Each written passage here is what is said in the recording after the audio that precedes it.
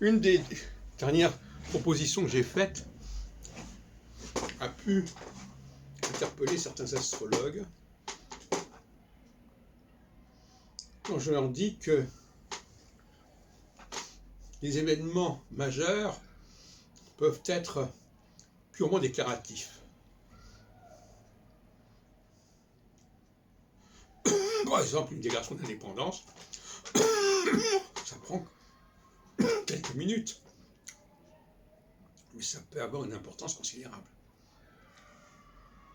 Donc,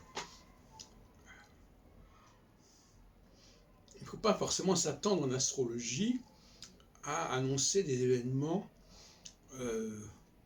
militaires, économiques, majeurs, en tant que tels. Les événements dont l'astrologie doit se soucier sont des événements, des moments qui auront des conséquences,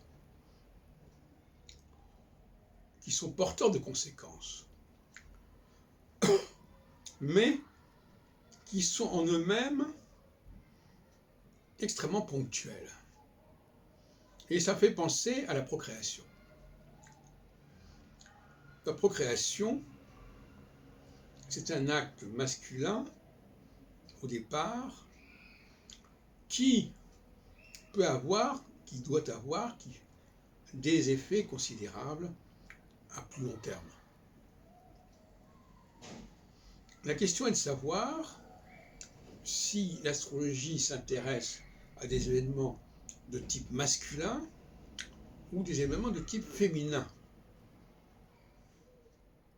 Si ce sont des événements de type masculin, eh bien, ça peut être, par exemple, l'appel du 18 juin, c'est un truc qui s'est passé à un moment donné, un jour donné, voilà.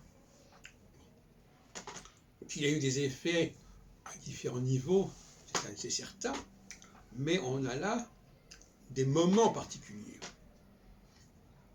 Et je crois que la grande erreur d'André Barbeau, c'est d'avoir cru que l'astrologie s'intéressait à des événements de type féminin et non pas masculin.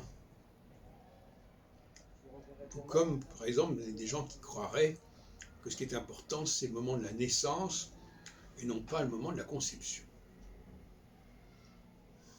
Et il est vrai que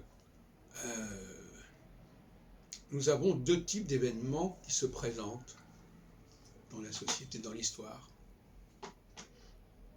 Et qu'il arrive que les événements de type masculin ne soient pas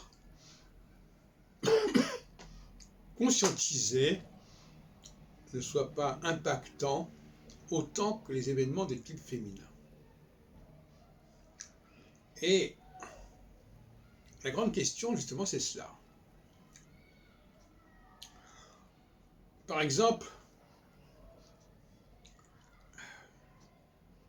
le référendum de 2004-2005 sur la Constitution européenne, c'est un événement, un moment, je ne sais même plus si on peut parler d'événement, c'est un moment majeur, mais qui est d'ordre masculin.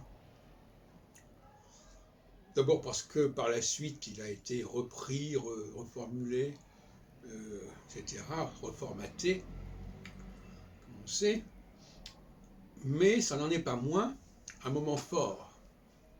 Alors, on parle de moment fort,